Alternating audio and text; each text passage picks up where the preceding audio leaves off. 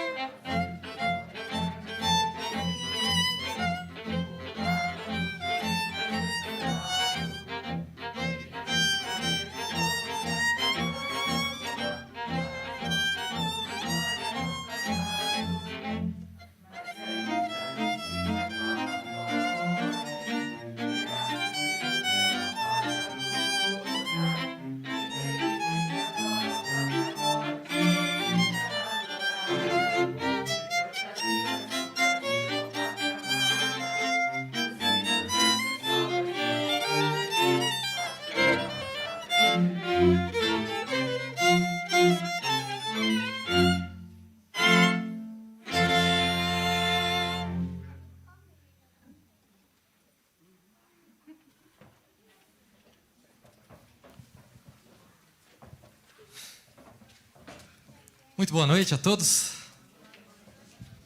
É uma alegria estar aqui com o Quarteto Metrópolis, na editora Trinitas, Colégio Trinitas, Igreja Batista Reformada de São Bernardo do Campo.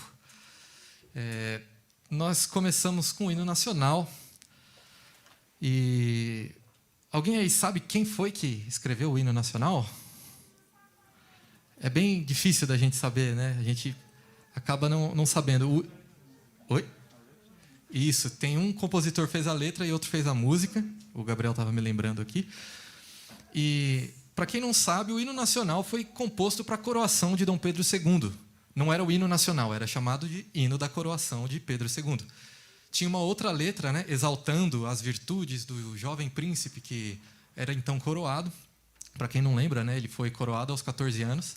E embora, na maioria das vezes na história, quando alguém é coroado bem novinho assim, as coisas dão errado, no caso dele deu bem certo. Foi um dos grandes estadistas de sua época. Mas eu não estou aqui para falar a história do Brasil exatamente, estou me empolgando um pouco. Nós vamos fazer agora uma viagem. A gente preparou essa noite para vocês uma viagem no tempo, para conhecer um pouco mais da música instrumental. A gente tem aqui um quarteto de cordas. O quarteto de cordas é uma formação que surgiu no século XVIII. Ela surgiu antes, mas ela se estabeleceu no século XVIII, se tornou uma prática, ganhou popularidade na Europa no século XVIII e se manteve como o mais consagrado dos estilos de música de câmara. Alguém aqui sabe o que é música de câmara? Alguém? Faz assim para não, assim para sim. Bom, ninguém conhece. Alguém já assistiu uma apresentação de quarteto de cordas antes? De orquestra? De choro de cavaquinho, flauta, violão? Ufa. Olha, então tem bastante gente aqui que gosta de música, então. Eu vou só tirar a máscara, gente, que senão vai começar a me embaçar um pouquinho. Com licença.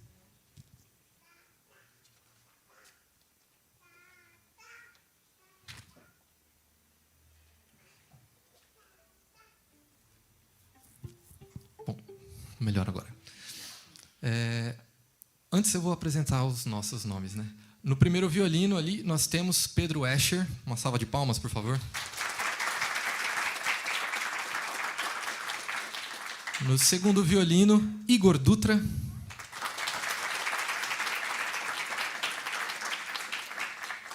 No violoncelo, Gabriel Alvico. E este que vos fala, Dimas Venâncio. Eu estou tocando viola. Para quem não sabe, aliás, já é legal mostrar a diferença, se você puder vir aqui, senão eu vou perder. Dá para perceber a diferença? Vou mostrar aqui para o pessoal. Ali. Todo mundo percebe que é um pouquinho maior, a viola é um pouquinho maior que o violino, e ela tem uma razão para isso. E a razão se dá porque a música começou vocal. Os primeiros registros que a gente tem na história da música e os primeiros relatos que se tem são voltados à música vocal, que é natural do ser humano. O ser humano, quando ele começa a se empolgar, ele começa a cantar de alegria, ele começa a dançar. As manifestações artísticas têm muito a ver com os nossos estados de espírito.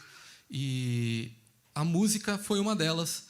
Ela surgiu especialmente para marcar momentos cívicos, cantando o hino das nações, ou se preparando para as batalhas, ou então em momentos religiosos, cantando hinos às divindades de cada um dos povos que se reuniam. E a cultura ocidental, muito moldada pela igreja, pelo cristianismo, ela foi a principal arquivadora, é o principal arquivo que a gente tem da música. A maior parte dos registros musicais que são anteriores ao cristianismo ou do período do cristianismo primitivo são muito escassas, muito poucas. A gente tem ali uns relatos, umas gravuras em rocha, né? Umas gravuras em pedra, de música da Grécia, em alguns lugares de música indiana, e até alguma coisa de música egípcia. Mas ninguém sabe exatamente como soava, porque a música ela tem essa característica. Ela só existe enquanto ela existe. Ela só existe naquele momento. Ela não é como um quadro, uma escultura, um prédio, outras manifestações artísticas. A música ela só acontece no agora. acabou a última nota, a música não existe mais. Ela só existe agora nas nossas mentes, nos nossos corações. E uma das músicas que a gente quer mostrar para vocês, eu vou pedir agora o exemplo 1. É um hino que remete a esse período mais antigo da história da igreja. É um hino que não tem um autor estabelecido, ele é atribuído ao Papa Gregório, aos cantos gregorianos. Alguém aqui já ouviu falar disso na aula de História da Arte, aula de História na escola? Os cantos gregorianos foram uma medida que o Papa Gregório tomou para tentar uniformizar a música, porque cada região tem uma música diferente. Aqui no Brasil a gente pode ver isso com clareza. Você vai lá no sul, você vai ver um vaneirão, a milonga, os estilos lá do sul. Vem para São Paulo, Minas, você vai ver a música caipira, moda de viola. Você vai vai subindo, você vai para o samba na Bahia, no Rio de Janeiro. Você chega no axé também na Bahia e vai indo. Forró, os estilos mais caribenhos que a gente tem lá no norte, daquela famosa banda de música erudita, Calypso. E em cada região tinha uma música diferente nas igrejas e estava dando confusão na opinião do magistério da Igreja Católica. E eles resolveram, então, uniformizar, padronizar tudo. Afinal, todos são iguais perante Deus. Então, para fazer todos iguais, tinham que cantar todos iguais e deixar tudo bonitinho para, em qualquer lugar que um católico, um cristão, entrasse numa igreja, ele pudesse conhecer a música. É mais ou menos isso que aconteceu. E então, datado aí do século XV, a gente vai tocar, Gabriel e eu, imitando como se fossem os monges daquela época, o hino Veni, Veni, Emmanuel. Se puder mostrar aqui para o público, vai ser ótimo. Vocês estão vendo ali que tem umas bolinhas em cima de linhas? Essas bolinhas são as notas musicais. Na época que a maioria dessas músicas foi feita, era um pouco diferente, a notação era mais rudimentar, mas ela era basicamente dessa forma. Então vamos agora, Gabriel e eu.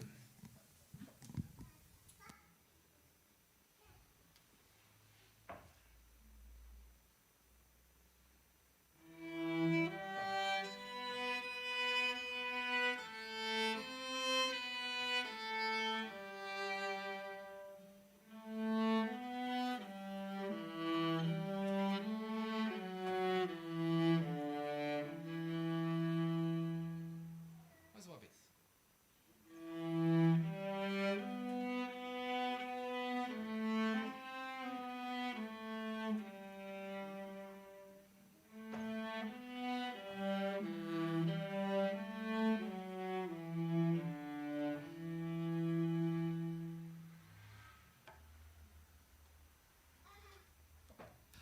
Geralmente, quem cantava apenas eram os clérigos, eram todos homens, então era sempre assim, um som mais grave e um tom solene. Todo mundo já ficou um pouquinho mais solene ou sonolento, depois de ouvir isso?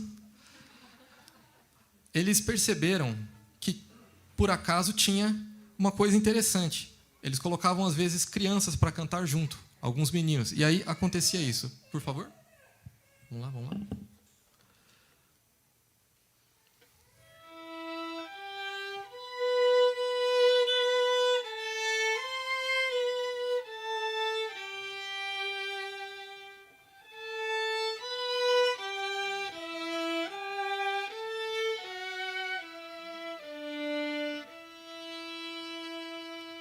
Mais uma vez em uníssono.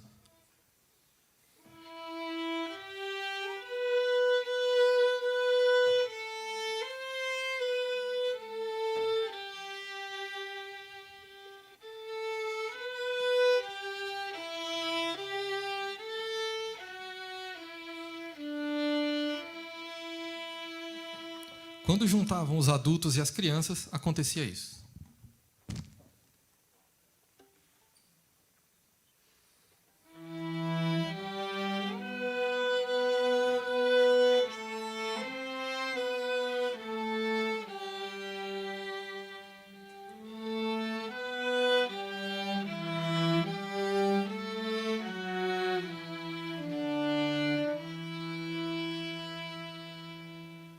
Perceberam uma diferença? Eles descobriram que tinham outros sons que poderiam ser combinados. Mais uma vez, esse mesmo trecho. e combinados de uma maneira agradável ao ouvido.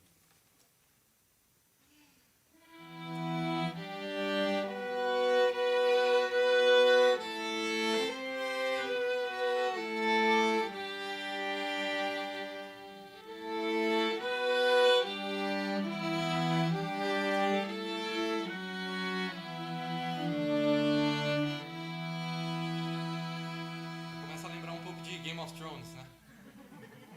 E aí eles descobriram que dá para colocar mais um.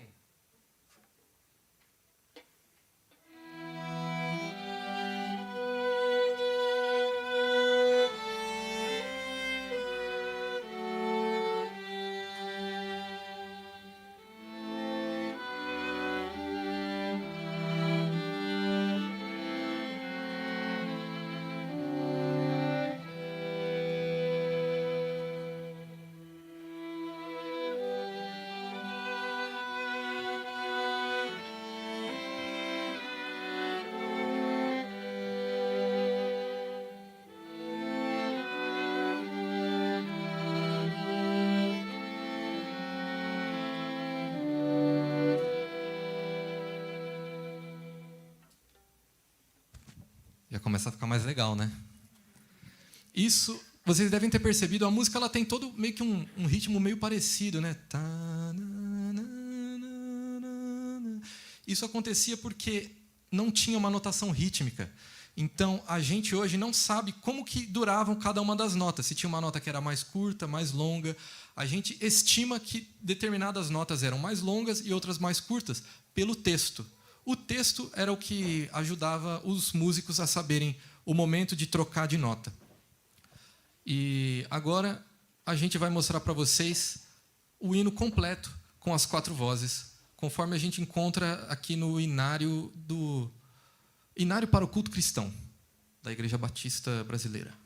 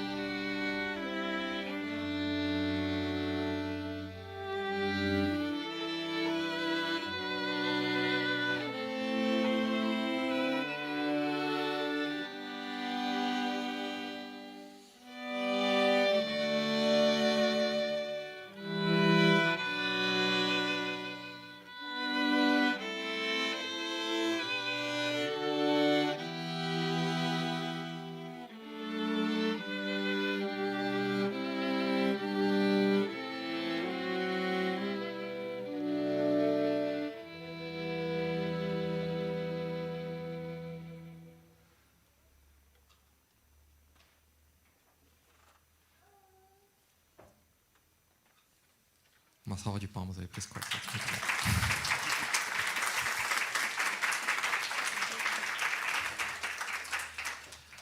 Vocês devem ter percebido que é um pouco, né, o que a gente está fazendo hoje é um pouquinho mais descontraído do que uma apresentação no teatro. A música de câmara, que eu não expliquei antes, e eu vou explicar ainda, espera. Ela tem essa característica. A música de câmara ela era a música feita nas casas. Na época em que não se tinha Spotify, não se tinha MP3, não se tinha CD, LP, vitrola, rádio, ou você aprendia música para tocar em casa, ou você ia ouvir, talvez, em alguma casa de festas, né, numa taverna, ou na igreja, no domingo. Essas eram as opções que as pessoas tinham para ouvir música. Então, foi nisso que surgiu o quarteto de cordas. E lembra que eu falei que tinha uma razão para ter tamanhos diferentes? Da mesma forma que criança tem um tipo de voz, a mulher tem um tipo de voz, o homem tem um tipo de voz, os instrumentos tentam imitar. Já que a música veio da voz, a nossa principal referência é sempre a voz, até hoje. Então, como se fosse num coral, que tem 4 vozes, né? Soprano, contralto, tenor e baixo, a gente tem no quarteto de cordas. O primeiro violino seria o soprano, o segundo violino o contralto, a viola o tenor e o violoncelo o baixo. Mas a música foi se desenvolvendo, a gente vai saindo da Idade Média, vai entrando na Renascença, vai entrando no período barroco, ali nos séculos XVI e XVII, e a gente começa a ter um desenvolvimento maior da tecnologia, da ciência, e na música também.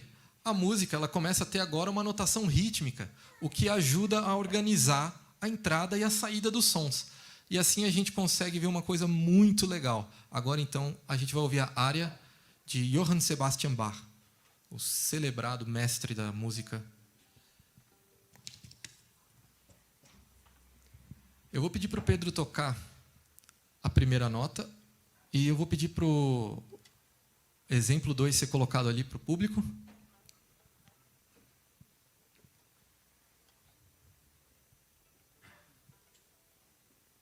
Ops.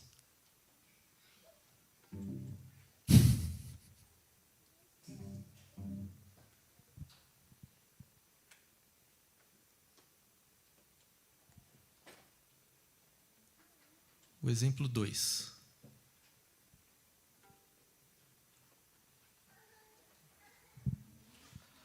Bom, enquanto a gente vai vendo ali, eu vou pedir para o Pedro tocar os 2 primeiros compassos.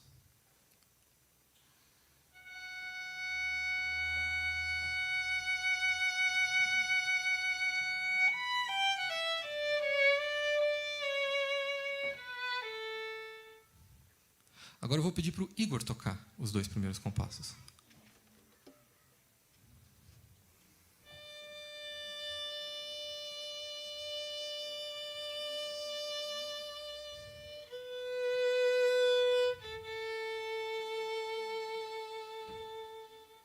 Tá todo mundo vendo que tem ali a linhazinha violino 1 e embaixo a violino 2, certo? Vocês percebem que tem mais bolinhas ali no violino 1? Opa. Bom, o violino 1 ele tem uma escrita que está um pouquinho mais agitada, tem mais notas acontecendo ao mesmo tempo de menos notas que o violino 2 está tocando.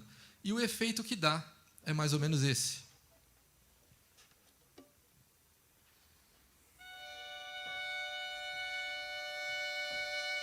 Tudo junto até aqui.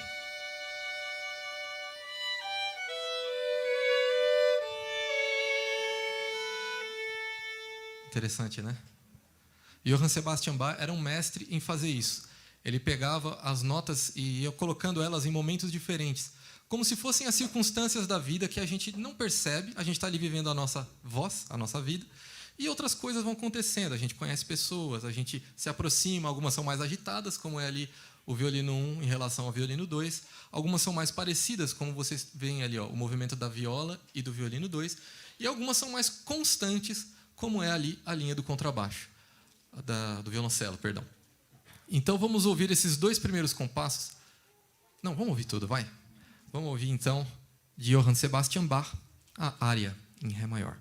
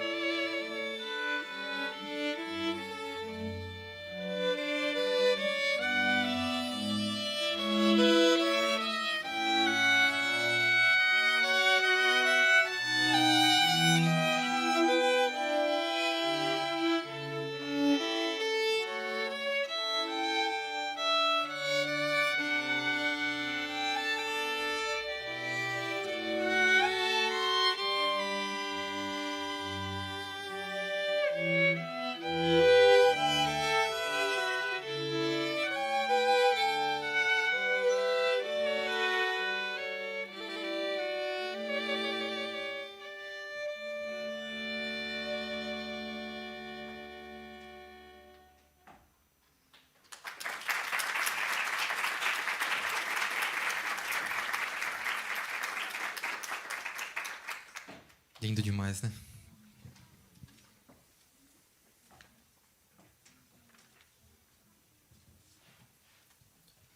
Bom, então a gente começou lá na Idade Média, século XV. A música era feita na igreja, para adoração comunitária, coletiva, todo mundo junto. Aí, essa música que a gente acabou de tocar, ela era feita para os nobres. Ela era feita para pessoas que tinham muito tempo para o estudo, muito tempo para se dedicar a conhecer da arte, a conhecer do mundo, da beleza, né, como é que são as 3 virtudes gregas? Como é? Beleza, bondade e verdade. Esse é um público culto, né? O belo, o verdadeiro e o bom. E eles gostavam, não sei se vocês perceberam, nessa música acontecia um monte de coisa ao mesmo tempo. Um monte, né? Era uma nota longa ali, um monte de notinha rápida, o violoncelo ali ditando o ritmo, dando a pulsação, como se fosse o coração batendo. E para fazer isso tudo e para perceber isso tudo, demanda certa atenção, como a gente fez agora aqui, uma explicação. E conforme foi passando o tempo, foram mudando as dinâmicas da sociedade. E mais para frente, ali no século XVIII, né, Bach viveu até 1750, até a metade do século XVIII. E no começo do século XVIII, se eu não me engano, em 1732, nasce Joseph Haydn, na Áustria. Bach vivia em Leipzig, onde hoje é a Alemanha. E Haydn viveu na Áustria. Ele conheceu essa música de Bach, muito provavelmente, se não a música do próprio Bach, o estilo em que ele compunha, porque era a música que se fazia. E ele era um menino prodígio, né, começou a cantar na igreja, como a gente ouviu, né, que a música lá colocava os meninos para cantar. Haydn cantava num coro que canta até hoje. É o Coro de Meninos... Coral de Garotos de Viena, se eu não me engano, o nome. E é um coro que funciona até hoje. Então, em 1700 e lá vai pancada, ele já estava em exercício, quando o menino Joseph chegou lá para cantar, e chegou até hoje. Eles cantam até hoje. Se vocês procurarem lá, colocar em inglês o título, provavelmente vocês encontram no YouTube. É muito bonito, recomendo, vale a pena. Mas Haydn, para poder ganhar a vida, ele não podia só ficar cantando na igreja. A igreja muitas vezes dava um salário para os músicos, mas conforme ele foi crescendo, a voz dele começou a mudar e aí eles não gostaram muito, né, da voz. O menino Haydn era legal, agora o rapaz Haydn já não estava tão interessante para cantar no coro. Ele teve que correr atrás de trabalho. Ele vinha de uma família muito pobre e assim ele foi desenvolvendo o seu estudo musical, a composição. E na época dele começou a ter aquilo que a gente aprende na aula de história de a ascensão da burguesia, que é quando o cara que estava lá, que ele não tinha tanta instrução como aquele nobre dos tempos de Bach, começa a ganhar dinheiro. Então, o cara estava lá, ele fazia sapatos, ele às vezes não sabia nem ler e escrever, mas ele vendia, fazia ótimos sapatos, e estava lá ganhando dinheiro, e um dia ele resolve comprar uma casa grande, ele tem dinheiro, a empresa dele de sapatos está crescendo, que maravilha. E aí ele fala, poxa, eu queria desfrutar um pouquinho do bom ali, do bom e do melhor que o nobre desfrutava. Mas, quando chegava um cara e tocava uma música que nem a do Bach, ele falava, bonito, mas não estou entendendo nada. Está meio complicado, tem uma linha na viola, uma linha no violino, muita coisa, muita coisa. Para quem já viu uma pintura barroca ou uma arte barroca, ela é cheia de detalhes mesmo, assim era a música também. Então, os compositores começaram a tentar adequar para responder à demanda. A demanda, então, era de pessoas que queriam ouvir uma boa música, uma música bonita, mas precisava ter um discurso mais claro, como era também o pensamento iluminista, que estava tentando deixar tudo muito bem iluminado, tudo bem claro, tudo bem tintim por tintim, as ideias organizadinhas, bonitinhas. E assim surge na música a forma musical como uma coisa estabelecida para apresentar ideias musicais. Então a gente vai agora ver um exemplo, e esse não tem... Ah, mentira, tem sim. É o terceiro exemplo aí do quarteto de Haydn. Essa peça, ela não foi composta para um burguês, ela foi composta para um príncipe da Rússia, mas ela já seguia esse estilo que foi a moda que pegou na época. Então, eu vou pedir de novo para o Pedro tocar ali a linha dele. Vocês estão vendo ali o violino 1, lá em cima, uma bolinha. Vai lá, Pedro.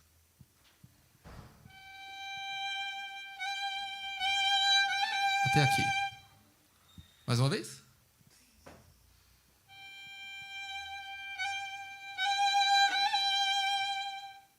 Aí agora, o compasso onde começa a nota lá, a segunda entrada. Não, a segunda entrada ali, ó. Depois da pausa.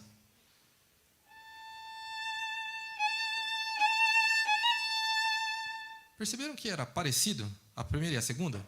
Mas era diferente, né? Toca a primeira mais uma vez.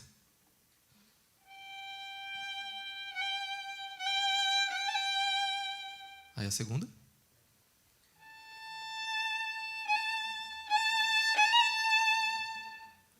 Isso é o que os músicos chamavam de tema. Chamam até hoje, né? Nós chamamos de tema. Seria o assunto que vai basear a nossa redação musical. Essa música que a gente vai tocar agora, o quarteto Opus 33, número 3, isso quer dizer que é a obra número 33 do catálogo, a terceira obra, por isso, Opus 33, número 3, de Haydn, ela tem essa característica. Ela é o que a gente chama de sonata. A sonata ela é muito parecida com a redação. Professores de língua portuguesa, gramática, me corrijam se eu falar errado. A redação, tem algum professor aqui? Não? Professor de língua portuguesa? Não? Ufa. De repente tem alguém assistindo a gente. Mas, se eu não me engano, a forma da redação, você tem lá a apresentação do assunto, aí tem um desenvolvimento da ideia, e depois você faz uma conclusão, uma recapitulação da ideia e fala, bom, teve a ideia A, a ideia B e concluímos a ideia C. A forma sonata, ela funciona assim com a música. Eu não vou pedir para colocar ali no exemplo, mas eu vou pedir para vocês tocarem ali depois da letra C, o Igor e o Pedro, para a gente ver o que seria a segunda ideia. Aquela lá foi a primeira ideia e agora a segunda ideia.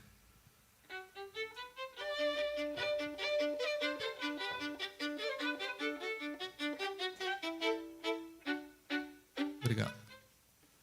Então, ele tem a primeira ideia. Toca lá a primeira ideia mais uma vez. Pode ser junto? Eu até tocaria, mas...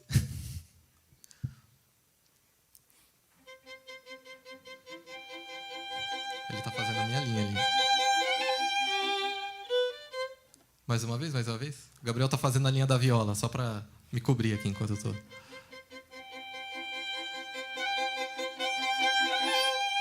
Aí a segunda parte.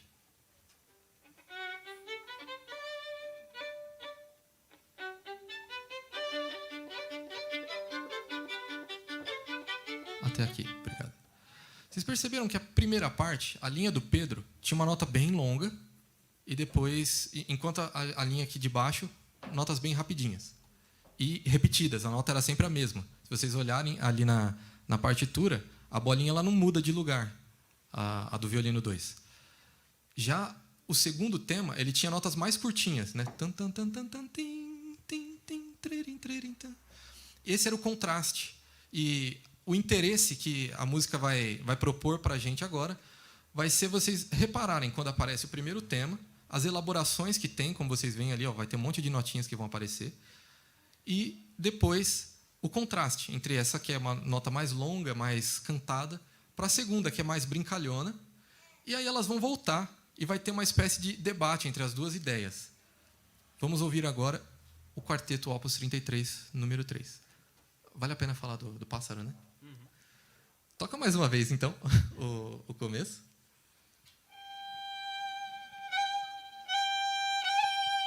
O Haydn, ele tinha um senso de humor muito peculiar. E ele pegou a ideia do piado do pássaro e colocou na música. Então, eu convido vocês agora a reparar onde aparece. Ele vai aparecer espalhado aqui entre nós quatro, enquanto a gente faz esse quarteto. Mais uma coisa interessante para vocês perceberem como a linha aqui dos outros instrumentos, que não são o primeiro violino, com o Pedro, vão ser muito mais comedidas do que era no Bach. No Bach estava todo mundo ali com um certo protagonismo. Aqui, para ter uma clareza na ideia musical, a melodia fica sempre com o primeiro violino, raras exceções vai passar pelos outros instrumentos, mas ela está sempre ali com o primeiro violino, como se ele fosse o protagonista da história e nós estivéssemos fazendo o coadjuvante. Nós somos os atores coadjuvantes que damos o apoio para a história que ele está contando. Então, chega de falar e vamos tocar.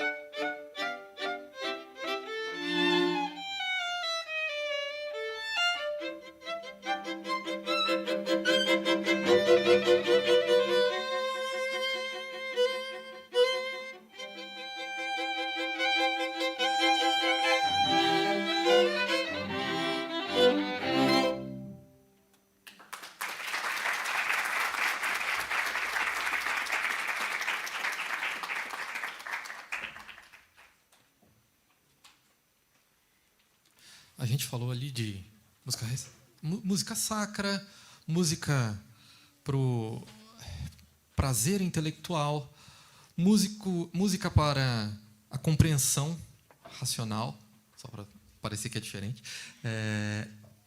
Agora, e quando o compositor não está compondo porque alguém pediu?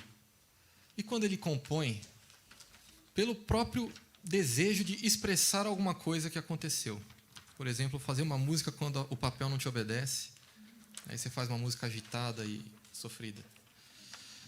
Meu Deus, eu vou conseguir.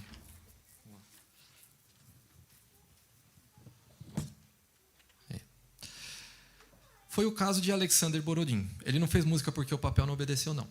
Ele fez música porque ele conheceu uma moça, gostou da moça, casou com a moça.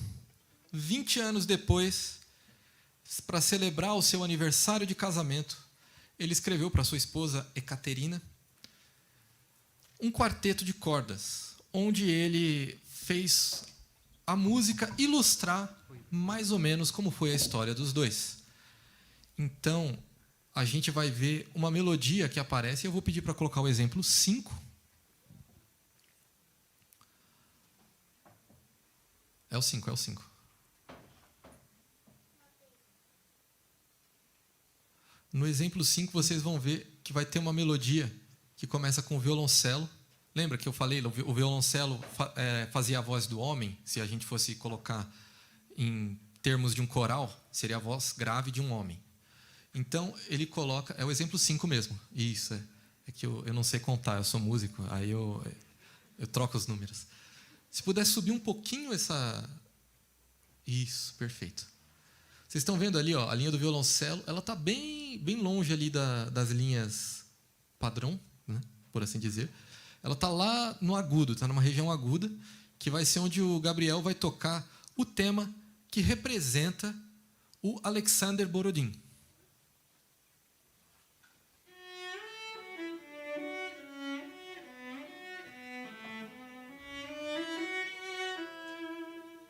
Mais uma vez, para vocês entenderem como é que ele já estava apaixonado logo de cara.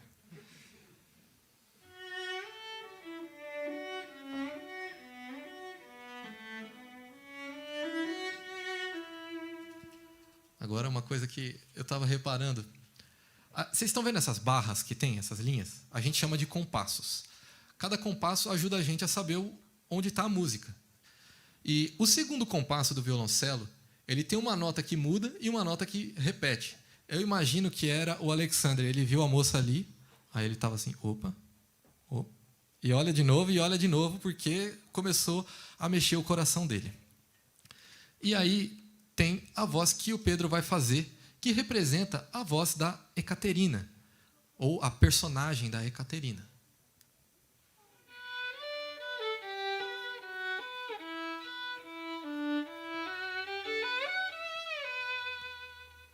Mais uma vez.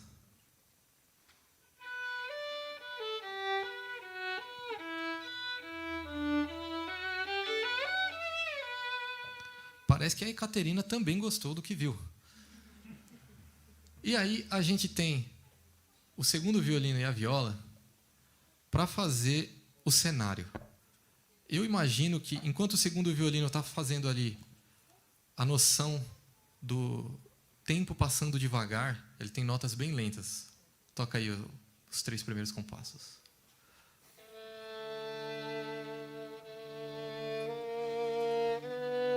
Obrigado. E aí o Gabriel vai tocar a linha da viola. E a linha da viola, ela tem uma característica. Se fosse uma música como a do Haydn, ela provavelmente ia ser na cabeça do tempo, né? Se fosse... Ela ia ser... Ou então em semínimas. Ela ia ser assim. Mas a gente está falando de um cara apaixonado. Então as coisas ficam tudo meio fora do compasso. Vê, nunca está junto? É sempre depois. É que nem o coração do apaixonado, né? Começa tudo a ficar meio fora do lugar. Descompassado. Juntando tudo vai dar isso aqui, ó.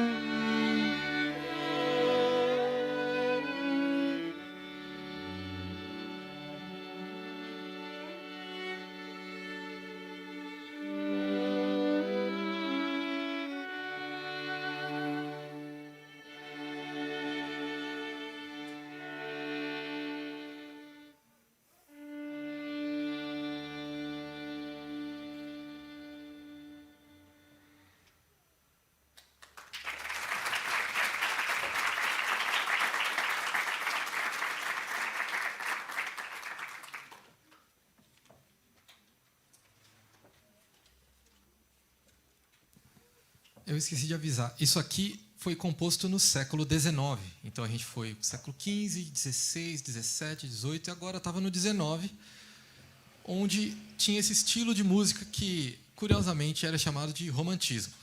Nem toda música tinha a ver com amor exatamente, assim como na literatura, né? Romance era o estilo literário e assim também era a música. Tinha esse estilo muito apaixonado de se fazer a música. E agora a gente vai para o século XX, onde a gente finalmente chega no Brasil para tocar um pouquinho de Heitor Villa-Lobos. Heitor Villa-Lobos nasceu bem no finzinho do século XIX, fez música pela primeira metade do século XX, durante a primeira metade.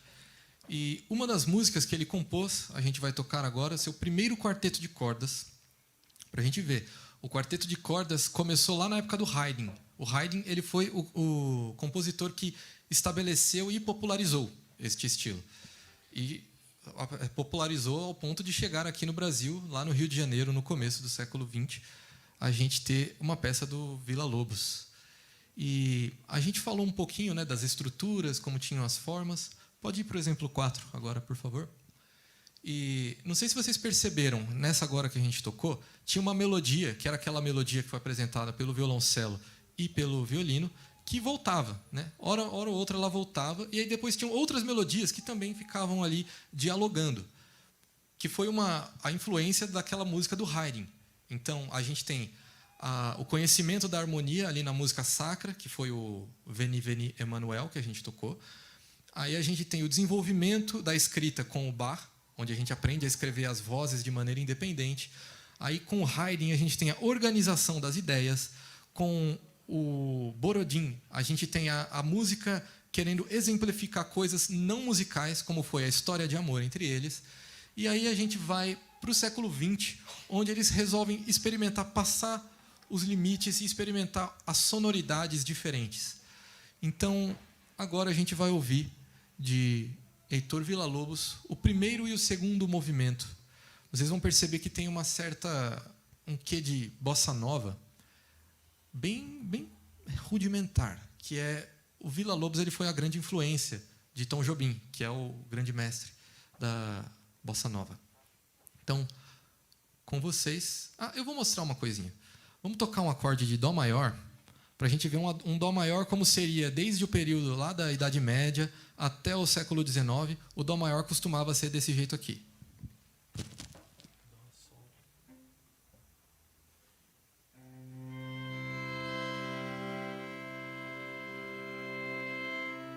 Tudo tranquilo, né? Bonito, normal. Mais uma vez?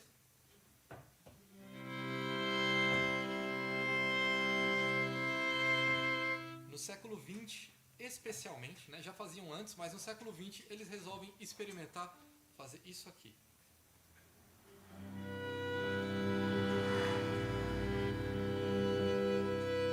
Mais uma vez.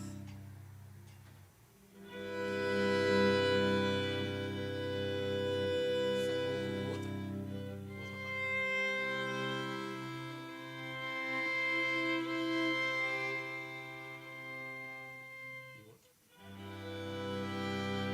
Deu para perceber a diferença? Ele não é tão fechadinho como o anterior. Ele tem um quê de dúvida, que é característico do século XX, que é onde surge dúvida sobre tudo. Nada mais está certo, tudo é questionável. Então, com vocês, um pouquinho de Villa-Lobos. Ele não estava tão em dúvida assim, ele tinha algumas convicções, a gente vai perceber que a música dele, a gente percebe onde começa, onde termina. Mas os contrastes e os detalhes, eles são menos claros do que a gente viu no Haydn. Então, com vocês, Cantilena e depois Brincadeira, de Heitor Villa-Lobos.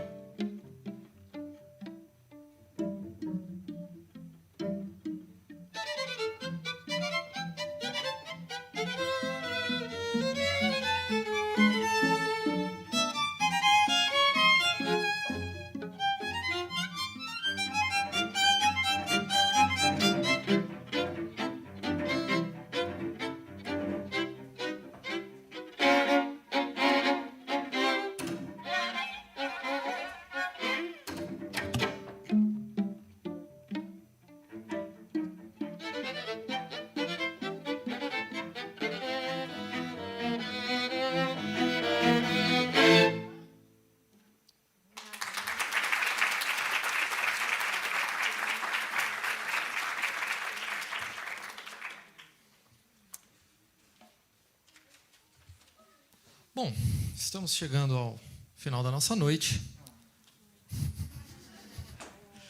E a gente viu, então, a música pelas eras. A gente viu a música na Idade Média, toda solene e feita de uma maneira mais simples. E a gente vê a música no período barroco começar a ganhar um contorno mais elaborado, mais sofisticado. No classicismo, a clareza nas ideias. Classicismo, período do Haydn, né? Não sei se eu falei antes. No romantismo, a extrapolação das emoções. No século XX, a extrapolação das ideias e das emoções.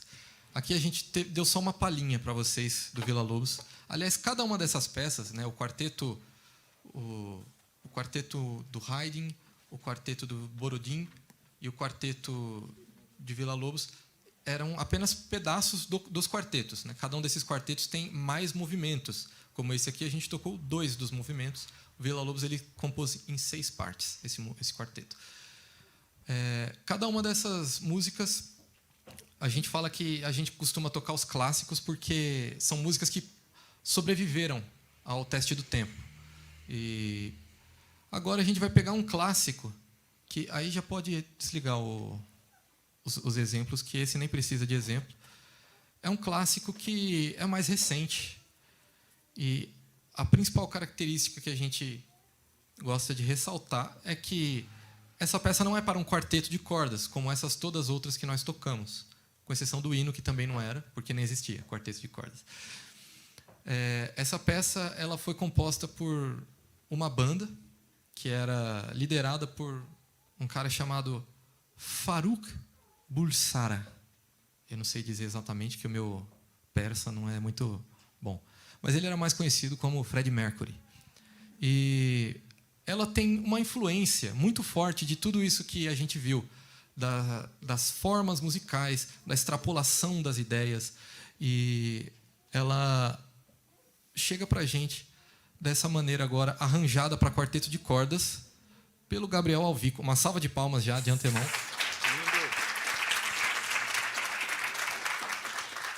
O Quarteto Metrópolis tem essa característica, a gente sempre apresenta arranjos nossos, ou arranjos ou composições. A gente está fazendo um aninho, né? Vai completar um ano daqui um mês, mais ou menos, e a gente já teve aí alguns arranjos que a gente escreveu nesse período de pandemia. Para quem não sabe, a gente começou o quarteto por causa da pandemia. Saudade de tocar na orquestra, né? Todos nós tocávamos juntos na Orquestra Jovem Tom Jobim, e conforme a pandemia nos impediu de ter os ensaios, a gente resolveu montar o quarteto para poder levar um pouco de música para as pessoas em lugares que não são tão habituados a receber música instrumental.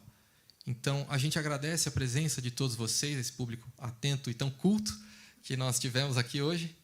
E com vocês, do Queen, não precisa nem falar o nome, né? Nem vou falar.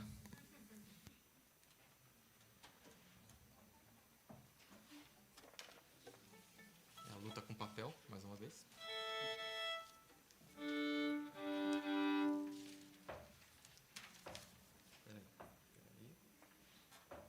Ajuda a concentrar. É ao vivo, né? Ao vivo tem dessas coisas. Pega o lá?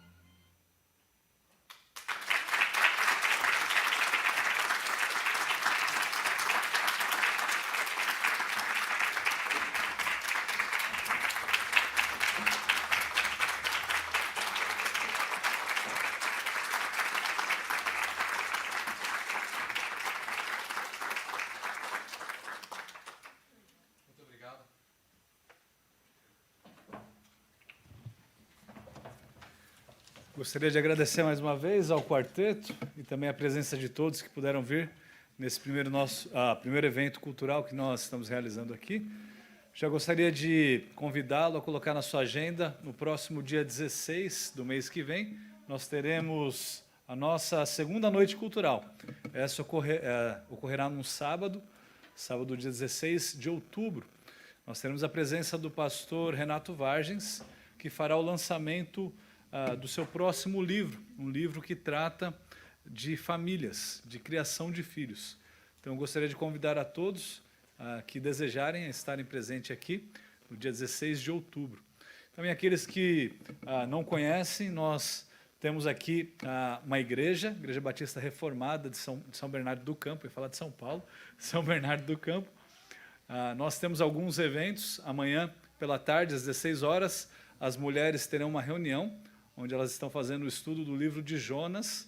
Às 19 horas nós temos um grupo de estudo, onde nós estamos estudando os 10 mandamentos da esquerda cristã, que é um livro que nós lançamos pela editora Trinitas, que trata do liberalismo teológico infiltrando-se nas igrejas. No domingo pela manhã, às 9 horas, nós temos a escola dominical, seguida do culto às 10h30, e também às 18h30 nós temos o culto da noite. Todos estão convidados e, se você puder, venha fazer uma visita a nós nessas próximas programações. Queria agradecer mais uma vez ao quarteto e a todos e um ótimo final de semana. Muito obrigado.